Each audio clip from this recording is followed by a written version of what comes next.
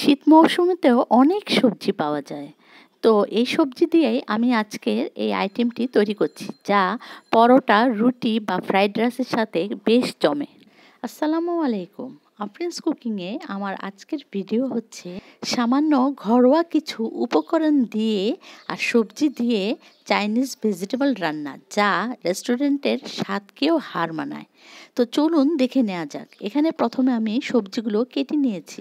দুটো গাজরকে আমি পাতলা পাতলা করে এবং একটু লম্বাটে করে কেটে নিয়েছি, আর একটি পেঁপেকেও আমি ঠিক সেভাবেই কেটে নিয়েছি, আর একটি ক্যাপসিকামকেও আমি ঠিক সেই কিউব আকারেই কেটে নিয়েছি, আর 4টি পেঁয়াজকে আমি 4 ফালি করে কেটে নিয়েছি, আর মাঝখানের ভাঁজগুলো আমি এখানে ছাড়িয়ে নিয়েছি। আরও নিয়েছি 4-5টি আস্ত কাঁচামরিচ ফালি করে নিয়েছি, আর 1.5 কাপ মুরগির বুকের মাংস পাতলা ফালি ফালি করে ছোট ছোট করে আমি কেটে নিয়েছি। তো এখানে আমি প্রথমেই 3 টেবিল চামচ তেল গরম করে তার একটি রসুন কুচি দিয়েছি, আর সেই পেঁয়াজগুলো আমি দিয়ে প্রায় 1-1.5 মিনিটের মতো 1 মিনিট বা 1.5 মিনিটের মধ্যে হালকা ভেজে নিয়েছি। পেঁয়াজগুলো বেশি ভাজবো না, একটু কাঁচা অবস্থায় থাকবে।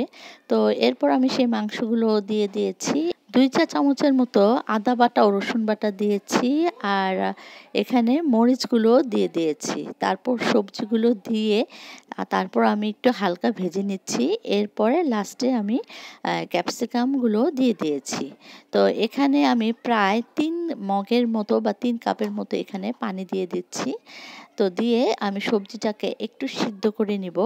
এই ফাঁকে স্বাদমতো আমি কিছু লবণও দিয়ে দিয়েছি। আর সবজিগুলো আমি যখন রান্না করছি তখন আমি এটা ঢেকে রান্না করছি না, খোলা অবস্থাতেই এটা রান্না করছি, আর এতে সবজির রঙগুলো নষ্ট হয় না। তো এখন আমি প্রায় 1 চা চামচের মতো এখানে গোলমরিচের গুঁড়া দিয়েছি, আর দিয়েছি একটি ম্যাগি ম্যাজিক মশলাটা দিলে আসলে টেস্ট হবে, অথবা যারা এটা দিতে যাচ্ছেন না তারা সামান্য 1 চা চামচের মতো এখানে টেস্টিং সল্টও ব্যবহার করতে পারেন। 1 টেবিল চামচ সয়া সসও দিয়েছি, আর 1 চা চামচের মতো আমি এখানে চিনি দিয়ে দিয়েছি, এবং সবশেষে আমি 4 চা চামচের মতো কর্নফ্লাওয়ার পানিতে গুলিয়ে এখানে দিয়ে দিয়েছি। তো আমি খুব বেশি কর্নফ্লাওয়ার এখানে দিব না, হালকা যাতে গ্রেভিটা একটু গ্রেভি আকারের হয়, তো সেভাবেই দিচ্ছি। তো সব কিছু আমি একটু নেড়ে চেড়ে নিচ্ছি, এবং সবজিগুলো সিদ্ধ হয়ে আসলে এখানে আমি 2 চা চামচের মতো ঘিও উপরে দিয়ে দিয়েছি। তো কিছুক্ষণ পরে আমি আর 5 মিনিট পরেই নামিয়ে নিয়েছি, আর খুব সহজেই ঝটপটভাবে হয়ে গেল চাইনিজ ভেজিটেবল রান্না, যা রেস্টুরেন্টের থেকে কম স্বাদের নয়। এতে আপনারা বাঁধাকপি, বরবটি সহ বিভিন্ন ধরনের সবজি এতে ব্যবহার করা যায়। আর ভিডিওটি ভালো লাগলে লাইক, কমেন্ট, শেয়ার করে দিবেন। আজকে এই পর্যন্তই। আল্লাহ হাফেজ।